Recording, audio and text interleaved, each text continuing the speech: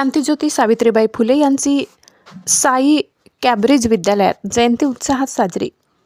जालना जिल्ह्यातील भोकरदन तालुक्यातील वालसावंगी येथे साई शिक्षण संस्थेच्या साई कॅब्रिज विद्यालय वालसावंगी येथे आद्य शिक्षिका समाजसुधारक क्रांतिज्योती सावित्रीबाई फुले यांची जयंती मोठ्या उत्साहात साजरी करण्यात आली।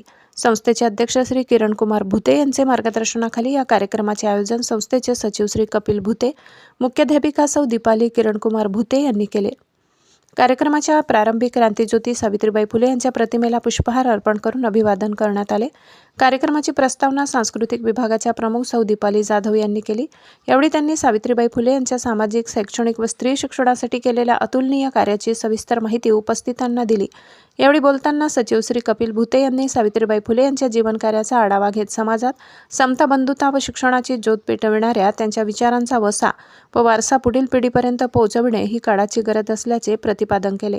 त्यांच्या विचारांमधून विद्यार्थ्यांनी प्रेरणा घेऊन समाज घडणीसाठी कार्य करावे असे आवाहन त्यांनी केले।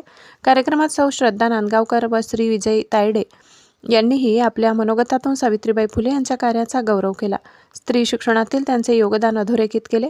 कार्यक्रमाला कार्यालयीन अधीक्षक श्री अविनाश वाघ, कनिष्ठ विभागाचे श्री निलेश आगे, सर्व प्राध्यापक, प्राध्यापिका, कार्यालयीन कर्मचारी तसेच विद्यार्थी मोठ्या संख्येने उपस्थित होते।